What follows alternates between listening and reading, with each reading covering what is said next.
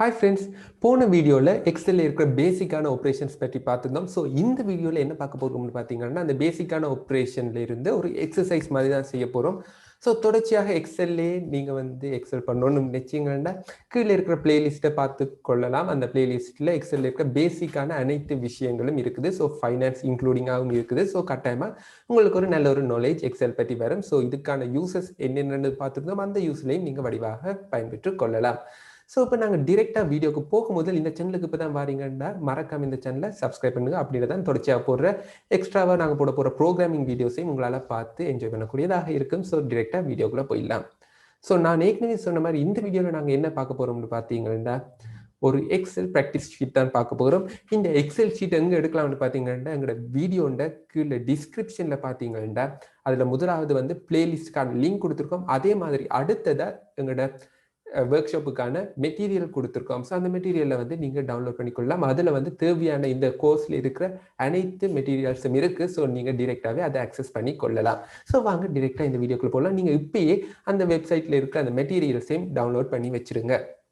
சரி, இந்த வெப்சைட்டில் இந்த மெட்டீரியலில் என்ன இருக்குன்னு பார்த்தீங்கன்னா ஃபர்ஸ்ட் இது ஒரு இதை பற்றி ஒரு பேசிக்கான ஒரு ப்ரொஜெக்ட் ஒன்று எக்ஸ்பென்சஸ் பற்றிய டீட்டெயில்ஸை தான் இருக்க போகுது. ஸோ யார் ஒரு ப்ரொஜெக்ட் செய்கிறாங்க. அந்த ப்ரொஜெக்டில் இப்போ நீங்கள் ஒரு அக்கௌண்டண்டாக இருக்கீங்க. இப்போ ஸோ உங்களுக்கு கணக்கு எக்ஸ்பென்சஸை தருவாங்க. எங்கெங்கே உங்களுக்கு என்னென்ன செலவுகள் வந்திருக்குன்னு தருவாங்க. அதை ஷீட்டில் போட்டுத்தாங்க. அந்த ஷீட்டில் அவங்க தந்திருப்பாங்க. நீங்கள் அதை வச்சு அனலைஸ் பண்ணுறதுக்கு மாதிரி தேவையான அளவு டேட்டாஸை கொடுக்கணும்.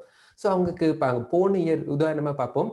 இதில் அவங்க தந்திருக்க டேட்டா என்னன்னு பார்த்தீங்கன்னா 2000 ஒரு வருஷம் 2020 XX தந்திருக்காங்க. ஸோ இப்போ உதாரணமாக 2022 எடுப்போம். ஸோ 2022 இயரில் என்னென்ன எக்ஸ்பென்சஸ் வந்திருக்கு, வென்யூ காஸ்ட் என்னது, டெக்கரேஷனுக்கு எவ்வளவு செலவழிச்சிருக்காங்க. ஸோ இவ்வாறு ஒவ்வொன்றுக்கும் எக்ஸ்பென்சஸ் தந்திருக்காங்க. இப்படித்தான் நீங்கள் ஒரு அக்கௌண்டண்டாக போகும்போது இதெல்லாம் நீங்கள் கட்டணும். இதை விட டிஃபிகல்ட்டாக எல்லாம் பார்ப்பீங்க. இது பேசிக்கான ஒரு விஷயமா இருக்குது. இப்படித்தான் எக்ஸலை நீங்கள் யூஸ் பண்ணாமல் போறீங்க. ஸோ இப்போ பார்த்தீங்கன்னா லைட்டிங் சவுண்டுக்கு எவ்வளவு செலவு ஆக்கி வச்சுருக்காங்க பார்க்கவே தெரியுது. உங்களுக்கு கிட்டத்தட்ட 3 மில்லியன் செலவு வந்திருக்கு. ஸோ அதே மாதிரி ஃபர்னிச்சர் ஹையர் பண்ணுறதுக்கு எவ்வளவு செலவு. ஸோ இது மட்டும் இல்லை, இதை நீங்கள் லைஃபோட கனெக்ட் பண்ணி பார்க்கலாம். இப்போ உதாரணமாக நீங்கள் ஒரு ட்ரிப் போக போறீங்க, இல்லாட்டி ஸ்கூலில் ஏதாவது ஒரு ட்ரிப் ஆர்கனைஸ் பண்ண போறீங்கன்னா நீங்கள் டக்குன்னு ஒரு எக்ஸல் ஷீட்டை போட்டு சரி இதுதான் செலவுகள் வருது. போன முறை செலவுகளை யாராவது வச்சிருப்பாங்க. போன முறை யார்கிட்டையும் போனாக்கிட்ட கேட்டால் அவங்ககிட்ட செலவு தருவாங்க. இல்லை நீங்களே போன முறை ட்ரிப் போயிருக்கலாம், அந்த செலவுகள் இருக்கும். ஸோ இந்த ரெண்டையும் வச்சு நீங்கள் கம்பேர் பண்ணலாம். இதைத்தான் நான் யோசிக்கிறேன். அதாவது அடுத்த வருஷத்துக்கான செலவு இதை வச்சுக்கொண்டே நீங்கள் அடுத்த வருஷ செலவு சரி கொஞ்சம் கூடி இருக்கும், இல்லாட்டி கொஞ்சம் இந்த செலவை குறைச்சு கொள்ளலாம். அதையும் நீங்கள் இந்த எக்ஸலை வச்சு வடிவாக பிளான் பண்ணி கொள்ளலாம். ஸோ அந்த வகையில் தான் இவங்க செலவுகளை தந்திருக்காங்க. இது அடுத்த வருஷத்துக்கான செலவுகளை தந்திருக்காங்க. ஸோ இந்த ரெண்டு செலவும் ஏற்கனவே நடந்துட்டே வைப்போம். ஆனால் சில நேரம் அடுத்த வருஷ செலவு பட்ஜெட் பண்ணதாகவும் இருக்கலாம். இதுதான் நடக்க போகுது, இப்படி நடந்தால் நல்லா இருக்கும்னு சொல்லி நாங்கள் பட்ஜெட் பண்ணி வச்சிடலாம். அடுத்த தடவை போகும்போது இவ்வளவுதான் செலவழிக்கணும். ஸோ இதைத்தான் நாங்கள் பட்ஜெட்டிங்னு சொல்லுவோம். ஸோ இப்படி பட்ஜெட் பண்ணியும் வச்சிடலாம். ஸோ இது ரெண்டுமே நடந்து முடிஞ்சுட்டே வைப்போம். ஸோ இப்போ உங்கள்கிட்ட கேட்குறாங்க, ஒரு மேனேஜர் கேட்குற இந்த 2 வருஷத்தையும் சேர்த்து எங்களுக்கு எவ்வளவு செலவு ஆகியிருக்கு. அதாவது உதாரணமா வென்யூ காஸ்ட் எவ்வளவு வந்திருக்கு, 2 வருஷத்தையும் சேர்த்து எவ்வளவு வந்திருக்குன்னு கேட்குறேன். அடுத்தது கேட்குற டெக்கரேஷன் காஸ்ட்டுக்கு எவ்வளவு வந்திருக்கு. ஸோ இந்த இடத்துல நாங்கள் என்ன ஃபங்க்ஷன் யூஸ் பண்ணணும், என்ன ஃபார்முலா யூஸ் பண்ணணும்னு கண்டுபிடிங்க பார்ப்போம். ஸோ அவர் கேட்குறார், இந்த 2 வருஷத்துலையும் செலவாகிருக்கு சரி, ஆனால் வென்யூ காஸ்ட் எவ்வளவு வந்திருக்கு இந்த 2 வருஷத்துல மட்டும். இதை எப்படி காண போறோம்? இதுதான் முதலாவது கேள்வி. ஸோ இப்போ ரெண்டாவது கேள்வி அவர் கேட்கிறார் என்னன்னு பார்த்தீங்கன்னா கடைசி வருஷம், அதாவது 20X9 அந்த வருஷத்துல நடந்த செலவுக்கும் 20XX இந்த முதல் வருஷம் நடந்த செலவுக்கும் இடையில எவ்வளவு வித்தியாசம், அதாவது நாங்கள் அதை கண்ட்ரோல் பண்ணி இருக்கிறோமா, குறைச்சிட்டோமா, இல்லாட்டி கூட செலவழிச்சிட்டோமா. ஸோ அதை பற்றியும் கேட்குறார்.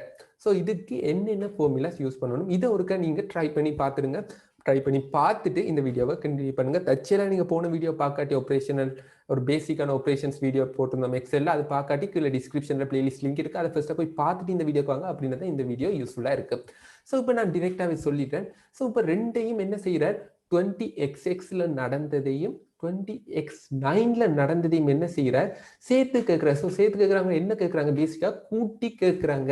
ஸோ கூட்ட கேட்டா என்ன செய்யணும், நாங்கள் ஏற்கனவே படிச்ச மாதிரி ஈக்குவலாக தான் ஃபர்ஸ்ட்டாக கொடுக்கணும். ஏன்னா நாங்களா கூட்டி போடல, அவனையே எக்ஸல்ட்டே சொல்லுவோம், தம்பி நீங்களே கூட்டி தந்துருங்க, எங்களுக்கு இதெல்லாம் வேணாம். சரி இப்போ பார்த்தீங்கன்னா நாங்கள் என்ன செய்யலாம், ஈக்குவல் சைன் போட்டாச்சு.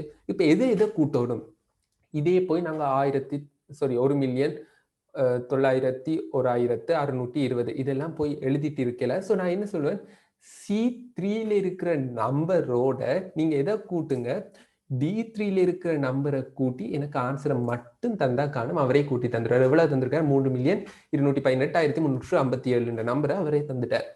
ஸோ இப்படி என்ன செய்யணும், அந்த வெனிய கொஸ்டின் இப்போ கண்டாச்சு. ஸோ இப்போ என்ன செய்திருக்கோம், கூட்டியிருக்கோம். இப்போ அடுத்தது என்ன செய்யணும், அவர் எல்லாத்துக்கும் கேட்குற, டெக்கரேஷனுக்கு கேட்குற, அதே மாதிரி ரிஃப்ரெஷ்மெண்ட்டுக்கு எவ்வளவு செலவு, 2 வருஷத்துக்கு சேர்த்து எவ்வளவு செலவுன்னு கேட்குற. ஸோ இப்போ என்ன செய்யலாம், நாங்கள் ஒவ்வொன்றுக்கும் என்ன செய்யலாம், ஈக்குவல் போட்டு டெக்கரேஷனுக்கு காட்ட போறோம்னா என்ன செய்யணும், C4ல இருக்கிறதோட என்ன செய்யலாம், D4ல இருக்கிற நம்பரை கூட்டி எனக்கு தாக்க. இப்படியே செய்யணும், ஒவ்வொன்றுக்கும் டைப் பண்ணிட்டு போகணும். நான் ஏற்கனவே போன வீடியோல சொல்லியிருந்தேன். அதாவது எக்ஸலை நீங்க பாக்குறீங்கன்னா ஒவ்வொன்றுக்கும் திருப்பி திருப்பி போட தேவையில்லை. ஈஸியா எப்படி தொடர்ந்து ரெப்பிட்டேட்டிவா வாரது, அதாவது தொடர்ச்சியாக ஒரே மாதிரி வர ஒர்க்ஸுக்கு ஈஸியா செய்யலாம். அது தொடர்பான ஃபங்க்ஷனை இந்த வீடியோலயே நான் சொல்லிடுறேன்.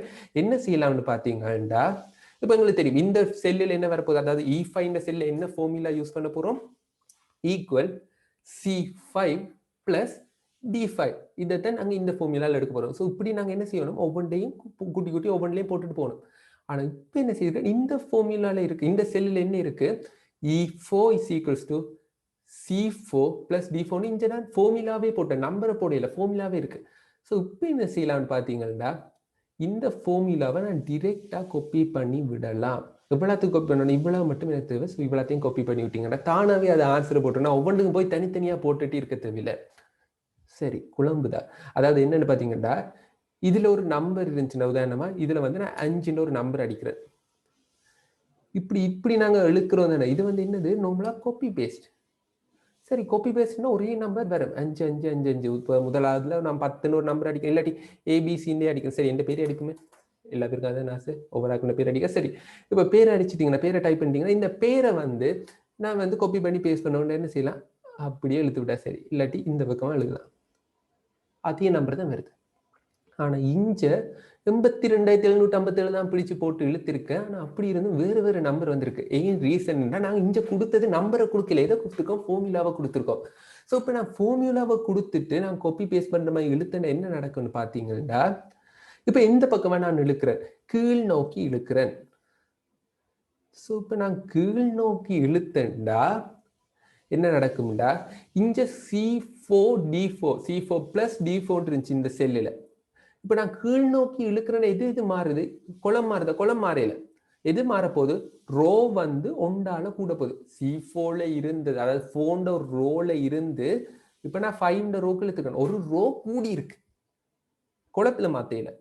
ஸோ இப்போ குளம்னா என்னது, குளத்துல தான் இருக்கு. ஸோ இப்போ கூட்டினா என்ன நடக்கும்னா, அந்த ஃபார்முலால இருக்கிற நம்பர்ஸ்ல, அதாவது லெட்டர்ஸ்ல எது மாறும்டா, குளம் மாறாது. என்ன, குளத்தை நான் பிடிச்சு இழுக்கல, ஒரே குளத்துல தான் இழுக்கிறேன். எந்த மாத்திரன்னு பாத்தீங்கன்னா ரோவை மாத்திரம். ஸோ ரோவை எத்தனை ஆளை கூட்டுறேன், ஒன்றால கூட்டுறேன்.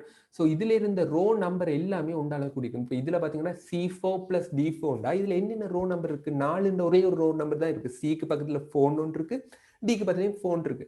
ஸோ இந்த 2 ரோ நம்பர் மட்டும் இருக்கு. எதோட கூட போகுது, 1 அட் ஆகுது முதலாவது செல். ஸோ ஒன்றால நான் கூட்டுறனால ரோவோ ஒன்றால கூட்டினா என்ன நடக்க போகுது, ஒன்றால கூட போகுது. ஸோ இதுல என்ன வந்திருக்கணும், C5 பிளஸ் D5 தானாவே மாறிடும், நீங்க மாத்த தேவையில்லை, C5 பிளஸ் D5. சரி, இப்ப இதுல இருந்து சரி சில பேருக்கு டவுட் வருமா, இப்ப நான் எல்லாத்தையும் சேர்த்து தானே இழுத்தேன். ஸோ அப்படி இழுக்கும் போது என்ன நடக்கும்னா, இப்போ உதாரணமா இவ்வளவு 2வது மட்டும் இழுக்கிறேன், என்ன நடக்க போகுது, அந்த செல்லில் என்ன காப்பி ஆக போகுது, ஈக்குவல் CD மாறாதே, குளம் வந்து மாத்தல, ஈலேயே வச்சு இழுக்கிறேன். ஸோ அது மாறாது. எது மாறி இருக்கணும், ரோ மாறி இருக்கணும். எத்தனையால கூடி இருக்கணும், எத்தனையா தள்ளி வந்திருக்கேன், 4ல இருந்து 5 6 2 தாண்டி வந்துட்டேன். ஸோ 2 நான் கூட்டணும். ஸோ இப்போ C4ல இருந்து 2 கூட்டினா என்ன நடக்க போகுது, C6ஓட D6 கூட்டுங்க, அதுதான் இங்க வந்திருக்கு. C6ஓட D6 கூட்டுங்க. ஸோ இப்படித்தான் என்ன செய்யலாம், இவ்வாறு நீங்க காப்பி பண்ணி பேஸ்ட் பண்ணிக்கொள்ளலாம். இது வந்து நான் குளத்தை மாத்தல.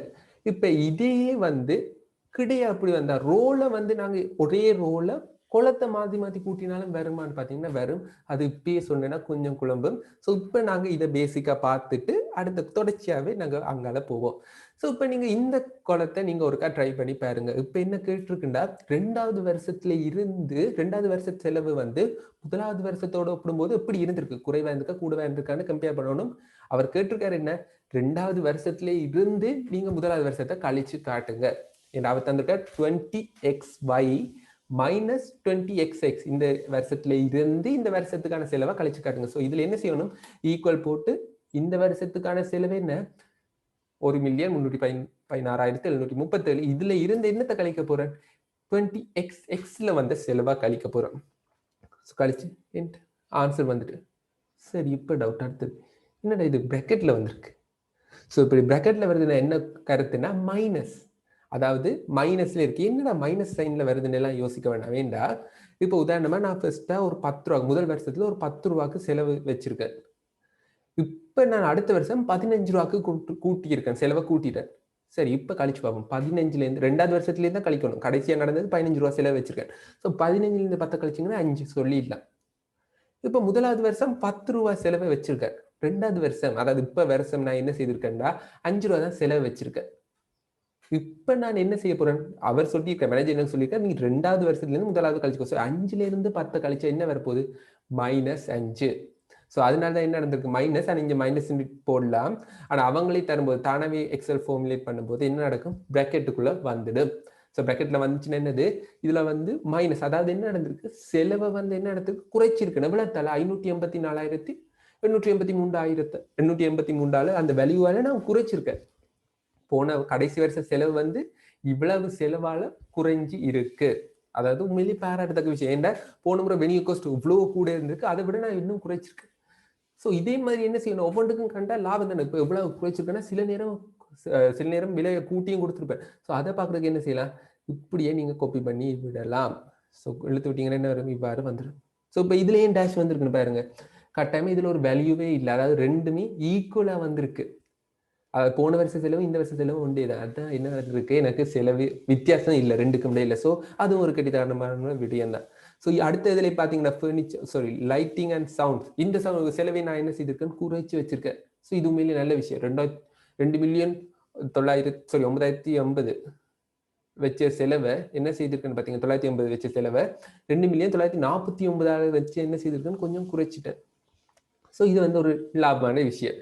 ஸோ இப்போ பார்த்தீங்கன்னா இந்த செலவை பாருங்க, உதாரணமா டோக்கன்ஸ் ஆஃப் அப்ரிசியேஷன். ஸோ இந்த செலவை பார்த்தீங்கன்னா ஃபர்ஸ்டா 38,350 தான் செலவு வச்சுக்கணும் டோக்கன்ஸ் ஆஃப் அப்ரிசியேஷன். இப்போ கடைசியில் இந்த ப்ரொஜெக்ட் எல்லாரும் விழாக்கு யாராவது ஒரு சீஃப் கெஸ்ட் யாராவது வந்திருப்பாங்க, பெரியாக்கள், இல்லாட்டி எங்களுக்காக ஒர்க் பண்ணிப்பாங்க. ஸோ அவங்களுக்கு என்ன செய்யணும், ஒரு அப்ரிஷியேட் பண்ணி சரி கிஃப்ட் நாங்கள் கொடுக்கலாம், ஷீல்ட் கொடுக்கலாம். ஸோ அதுக்கான செலவு தான் இது. டோக்கன்ஸ் ஆஃப் அப்ரிசியேஷன் பார்த்தீங்கன்னா அதுதான் நாங்கள் சொல்லுவோம் டோக்கன்ஸ் ஆஃப் அப்ரிசியேஷன் சொல்லுவோம். ஸோ 38,350 ரூபா போன வருஷம் செலவாயிருக்கு. இன்னும் எவ்வளவு செலவழிச்சிருக்கோம்னு பார்த்தீங்கன்னா 650,780 ரூபாய் செலவழிச்சிருக்கோம். ஸோ விலையை கூட கொடுத்துருக்கோம். ஸோ அப்படி கூட கொடுத்தனால என்ன நடந்திருக்கு, இதுல வந்து பிளஸ்லேயே வந்திருக்கு. அதாவது என்ன மீனிங், போன வருஷத்தை விட இந்த வருஷம் நான் கூட கொடுத்துருக்கேன், அடுத்த வருஷம் நான் 2வது வருஷம் கூட கொடுத்துருக்கேன். ஸோ என்ன நடந்திருக்கு, 2வது வருஷத்துலேருந்து முதலாவது வருஷத்தை கழிச்சு எப்பயுமே என்ன நடக்கும், பிளஸ்ஸாக தான் இருக்குமே. 2வது வருஷ செலவு பயங்கர பெருசா இருக்கு. ஸோ அதனால தான் பிளஸ்ஸாக வந்திருக்கு. ஸோ அதே மாதிரி உங்களுக்கு விஷயங்களை காணக்கூடியதாக இருக்கும். இதுதான் பேசிக்கான ஃபங்க்ஷன்ஸாக இருக்க போகுது. ஸோ இந்த வீடியோவில் நாங்கள் என்னென்ன பார்த்துருந்தோம்னு பார்த்தீங்கன்னா, இந்த ஃபங்க்ஷன்ஸை வந்து எவ்வாறு ஒரு நடைமுறை வாழ்க்கையில், இது வந்து பேசிக்காக ஒரு ப்ரொஜெக்டில் இல்லை ஒரு நிகழ்வில் நடந்த செலவுகளை பார்த்துருந்தோம். இதே மாதிரி நீங்களும் உங்களோட லைஃப்ல நடக்கிற விஷயங்களை நீங்க ப்ரெடிக்ட் பண்ணிக்கொள்ளலாம். பட்ஜெட் பண்ணினதை வச்சுக்கொண்டு போன முறையை விட இந்த முறை சரி வீட்டு செலவு கூடிட்டு, ஸோ எப்படி நான் இதை குறைக்கலாம், இல்லாட்டி எப்படி நாங்கள் இதை இன்னும் கொஞ்சம் வருமானத்தை கூட்டலாம், அதுக்கு இந்த எக்ஸல் ஷீட்டை நீங்க வடிவாக பயன்படுத்தி கொள்ளலாம். ஸோ இந்த வீடியோவில் நாங்கள் தொடர்ச்சியாக இந்த ஃபங்க்ஷனை எப்படி காப்பி பண்ணி பேஸ்ட் பண்றது அது தொடர்பாக பார்த்துருந்தோம் டீட்டெயிலாக. ஸோ தொடர்ச்சியான வீடியோஸ்ல என்னத்தை பற்றி பார்க்க போறோம்னா, ஃபார்முலாஸை பற்றி பார்த்துருந்தோம். அதே மாதிரி ஃபங்க்ஷன்ஸை பற்றி நாங்கள் கொஞ்சம் வித்தியாசமாக பார்க்க போகிறோம். ஃபார்முலாஸ்லேருந்து ஒரு எக்ஸ்ட்ராவாக கொஞ்சம் ஈஸியாக, ஃபார்முலாஸை விட இன்னும் கொஞ்சம் ஈஸியாக படிக்க போகிறோம். ஸோ அதை வந்து நாங்கள் தொடர்ச்சியான அடுத்த வீடியோவில் பார்ப்போம். ஸோ இந்த வீடியோ பிடிச்சி நான் மறக்காம லைக் பண்ணுங்க, உங்கள் ஃப்ரெண்ட்ஸோட ஷேர் பண்ணுங்க, எக்ஸல் கோர்ஸை பற்றி அவர்களும் அறிந்து கொள்ள விரும்பினால். அதே மாதிரி இந்த சேனலுக்கு புதுசாக வந்தீங்கன்னா மறக்காம இந்த சேனலை சப்ஸ்கிரைப் பண்ணுங்க. அப்படின்னா தான் தொடர்ச்சியாக போகிற வீடியோஸ் உங்களால் பார்க்கக்கூடியதாக இருக்கும். தேங்க்யூ.